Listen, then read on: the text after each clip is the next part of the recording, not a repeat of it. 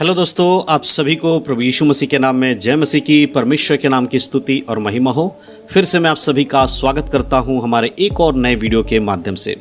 दोस्तों, आज के इस वीडियो के माध्यम से मैं आपको एक ऐसे विषय के ऊपर कुछ बातों को बताना चाहता हूं जिसके बारे में हर एक विश्वासी को जानना बहुत ही ज़्यादा ज़रूरी है।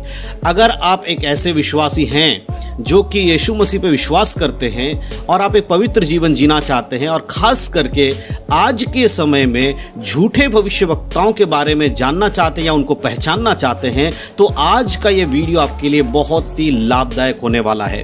क्योंकि आज के इस वीडियो के माध्यम से मैं फिर से आपको झूठे भविष्यवक्ताओं के बारे में एक ऐसी पहचान, ऐसी खास बात बताने वाला हूं जिसे जानने के बाद आपको सच्चे लोग जो प्रभु की सेवा करते हैं और झूठे लोग जो कि बनावटी तरीके से परमेश्वर का नाम लेकर लोगों को भरमाते हैं, इनमें फर्क करना आ जाएगा। क्योंकि बाइबल के वचनों से ही हम चीज़ों को परख सकते हैं, हम लोगों को जांच सकते हैं। अपने व्यक्तिगत सोच विचार के द्वारा अगर हम अपनी बुद्धि के द्वारा लोगों को जांचेंगे या झूठे लोगों को पहचानने की कोशिश करेंगे तो कई बार लोग मात खा जाते हैं। उसका कारण यह है कि हम लोग या आप लोग जो कुछ देखते हैं उस पर बहुत जल्दी विश्वास कर लेते हैं, लेकिन कभी बाइबल से उसको परखने की कोशिश नहीं करते। लेकिन जब आप बाइबल के वचनों से उसे परखेंगे तो आपके सामने दूध का दूध और पानी का पानी हो जाएगा, सब कुछ क्लियर हो जाएगा, आपको कंफ्यूजन बिल्कुल भी नहीं होगा।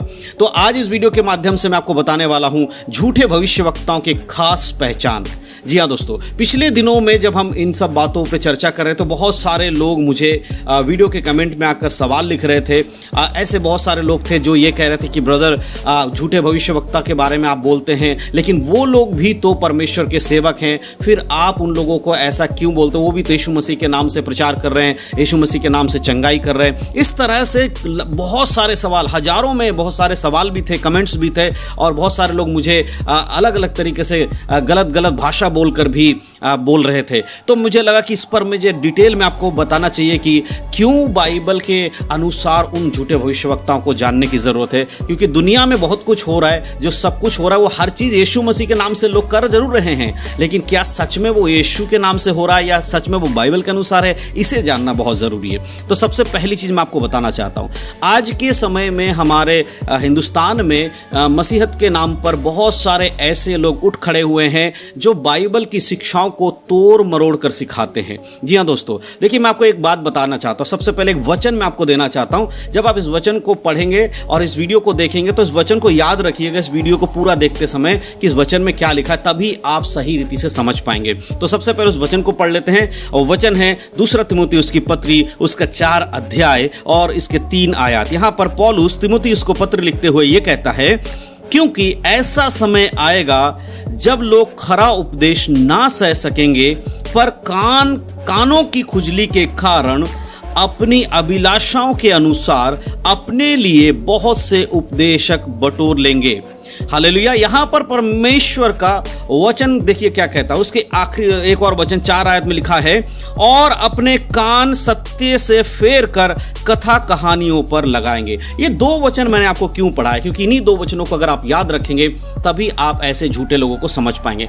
जैसे कि मैंने कहा कि आज हिंदुस्तान में बहुत सारे लोग यीशु मसीह के नाम से उठ खड़े हुए हैं। खासकर पिछले दिनों में हम देख रहे थे कि पंजाब में बहुत सारे ऐसे झूठे भविष्यवक्ता उठ खड़े हुए हैं जो बड़े बड़े चर्च चला रहे हैं, लाखों के लाखों लोग उनके पास आ रहे हैं। बहुत सारे ऐसे लोग हैं पंजाब में हो रहा था, लेकिन अब धीरे धीरे ये पूरे हिंदुस्तान में फैलता जा रहा है। खासकर अब दिल्ली में भी इस तरह के सभाएं चलना शुरू हो गई, जहां पर इस तरह के जो पंजाब के झूठे लोग जो करते थे, आज दिल्ली में भी ये सब हो रहा है, छत्तीसगढ़ में भी हो रहा है, बेंगलुरु में भी हो रहा है। इस तरह से पूरे हिंदुस्तान में ऐसे ऐसे सभाएं चल रही हैं। आप देखेंगे इनकी सबकी एक कॉमन चीज आपको दिखाई देगी, वो है कि ये लोग हमेशा चंगाई की और आशीष की बातें ज्यादा करते हैं। हालेलुया। और वो आपको बाइबल से वही वचन दिखाएंगे जहां पर आपके लिए, आपके कान की खुजली के लिए बहुत अच्छा, आपको सुनने में बड़ा अच्छा लगेगा। अगर कोई आपसे ये कहेगा आओ तो तुम धनवान हो जाओगे, अगर तुम्हारे पास बीमारी है तुम चंगे हो जाओगे, तुम्हारे जीवन में कभी बीमारी नहीं आनी चाहिए, तो क्या आपको बुरा लगेगा ऐसा शब्द सुनने में?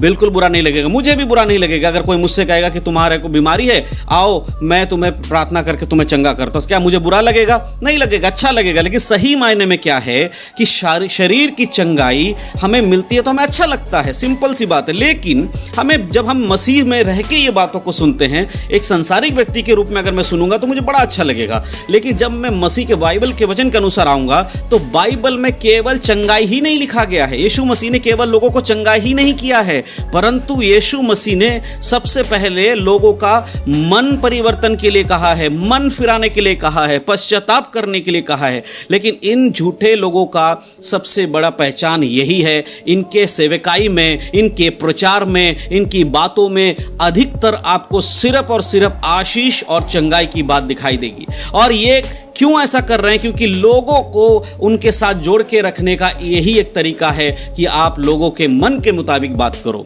और जितने भी भीड़ आते हैं मेरे प्रियो, इसमें क्या होता है, सबसे ज़्यादा लोग वही आ रहे हैं दुखी। आज दुनिया में सारे लोग दुखी हैं, कौन दुखी नहीं है, किसके पास बीमारी नहीं है? लेकिन एक बात और आपको समझना होगा, हर एक बीमारी शैतान की ओर से नहीं होती है। सब बीमारियों का जिम्मेदार शैतान नहीं है। कुछ बीमारियां हमारे शरीर में नॉर्मली आती है, मौसम की वजह से आती है, प्रकृति के जो प्रकृति है उसके कारण, बदलाव के कारण आती है। कुछ बीमारियों का हम स्वयं ही अपने शरीर में लेकर आते हैं, गलत तरीके से खाना पीना करना, गलत तरीके से चीज़ों को करने से हमारे शरीर में बीमारी आती है। और सबसे बड़ी, जब तक ये शरीर जो है हमारा पाप का शरीर है, ये पाप का शरीर रहेगा तो बीमारियां तो आएंगी। इसीलिए लोगों को हमेशा चंगाई की बातें अच्छी लगती है, यानी कान की खुजली के अनुसार वो अपने लिए उपदेशकों को बटोर लेंगे। और एक कॉमन चीज मैं आपको बताना चाहता हूं, बहुत सारे लोग कहते हैं कि ये तो बाइबल से ही प्रचार कर रहे हैं, ये सब लोग क्या कर रहे हैं कि बाइबल के बारे में बता रहे हैं। देखिए मेरे प्रियो, शैतान बाइबल के वचनों से ही लोगों को भटकाता है। हालेलुया, इस बात को ध्यान रखिए, क्योंकि जो भी झूठे भविष्यवक्ता लोग हैं वो अगर डायरेक्टली अपनी शिक्षाओं को बोलना शुरू कर देंगे तो कौन उनके पास जाएगा। इसीलिए झूठे भविष्यवक्ता लोग भी किससे प्रचार करते हैं? बाइबल से ही प्रचार करते हैं। बाइबल के बाहर से कुछ लाकर नहीं सिखा रहे होते हैं, बाइबल से ही सिखा रहे होते हैं। अगर हम शैतान के स्वभाव को देखें तो आदम और हव्वा ने जब पाप नहीं किया था तो शैतान हव्वा के पास जाकर अदन की वाटिका में क्या उसे यह कहा था कि मैं शैतान हूं, तो मुझे मेरी बातें सुननी चाहिए, मैं जो कह रहा हूं वो सही है, परमेश्वर गलत है? क्या ये बोला था? नहीं मेरे प्रिय, वहां पर उसने वचन का ही सहारा लेकर परमेश्वर के वचन को ही बोला। क्या परमेश्वर ने तुम्हें इस बगीचे के फल खाने के बारे में मना किया है? क्या तुम कोई भी फल नहीं खा सकते हो? इस प्रकार से वचन को लेकर हव्वा को भरमाया, उसके माइंड में एक सवाल को डाल दिया। उसने डायरेक्टली नहीं कहा कि मैं शैतान हूं, अब मेरी बातें सुनो, मैं पावरफुल हूं, मैं शक्तिशाली हूं। वही टेक्निक आज शैतान कर रहा है। बाइबल के वचनों से ही झूठे भविष्यवक्ता लोग प्रचार करेंगे, ये बाइबल बताती है। और बाइबल में लिखा है कि वो झूठे लोग चिन्ह और चमत्कार करके भी दिखाएंगे। देखिए, यीशु मसीह के नाम से चंगाइयां होती हैं, ये बिल्कुल सत्य है। लेकिन एक बात याद रखिएगा कि यीशु मसीह के नाम से चंगाई करना, और शैतान भी बहुत बार बहुत सारी चीज़ों में चंगाई कर सकता है।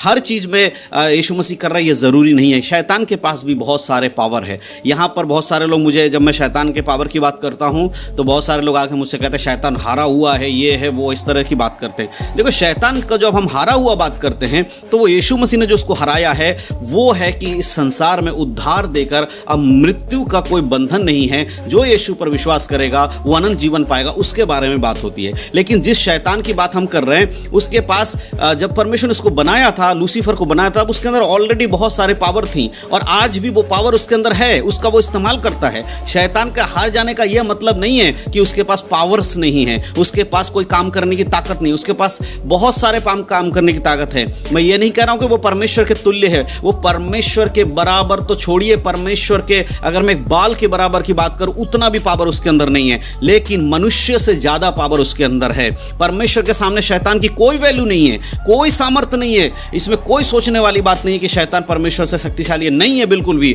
परमेश्वर के बराबर की तो हम बात ही नहीं कर सकते शैतान के बारे में। लेकिन इस बात को भी याद रखना जरूरी है कि जितने भी शैतान आज इस दुनिया में है, जो लूसीफर की सेना है, ये सारे लोग अभी शैतान हैं। लेकिन जब इनको क्रिएशन किया गया था, बनाया गया था परमेश्वर के द्वारा, तो ये स्वर्गदूत थे, ये मिकाइल के तरह, जिब्राइल की तरह स्वर्गदूत थे, उनके पास पावर थी। लेकिन इनके पाप करने के कारण, इनके मन में विद्रोह आने के कारण इन्हें स्वर्ग से गिरा दिया गया था। लेकिन मेरे प्रियो, वो पावर्स इनके अंदर अंदर है और उस पावर्स के द्वारा आज ये लोगों को भरमाते हैं। आज ये लोगों के बीच में चिन्ह और चमत्कार करके दिखाकर उन्हें भरमा रहे हैं। मैं बाइबल से आपको बताना चाहता हूं, जब मूसा फिरौन के सामने गया तो परमेश्वर ने उसको जो लाठी दिया था, कहा तो उसके सामने जाकर तू फेंकना, वो सांप बन जाएगा। तो फिरौन के जादूगरों ने भी अपनी अपनी लाठियों को फेंका और वो सांप बन गया। तो शैतान भी उसी प्रकार की चीजों को कर सकता है जैसा यीशु मसीह के नाम से लोग कर रहे हैं। हमें इसमें से फर्क समझना होगा, हमें देखना होगा कौन सही है कौन गलत है।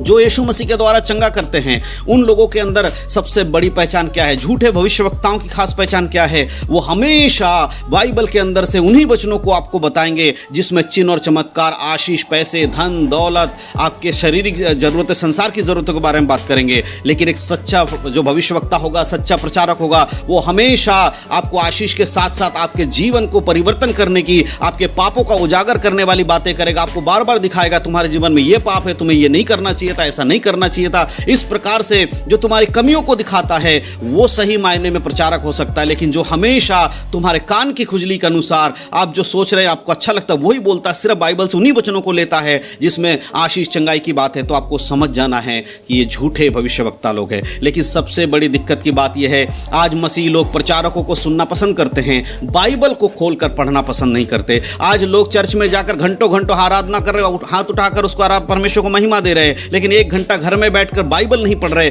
यही कारण है कि आप झूठे भविष्यवक्ताओं को और सच्चे परमेश्वर के दासों को पहचान नहीं सकते। आपको सब कोई बराबर दिखाई देता है, लेकिन मेरे प्रिय याद रखिए, अंत का समय है। इस समय सच्चे लोग आपको बहुत कम मिलेंगे। झूठे लोगों का दरवाजा हमेशा बड़ा बड़ा दिखाई देगा। झूठे लोगों की जो नाम है वो बहुत फैलता हुआ आपको नजर आएगा। सच्चे लोगों के बारे में लोग नहीं जानेंगे। तो इसीलिए सबसे इंपॉर्टेंट बाइबल के वचनों से परखिए। चिन्ह और चमत्कार होना कोई गलत नहीं है, लेकिन चिन्ह और चमत्कार ही सब कुछ है, यह गलत है।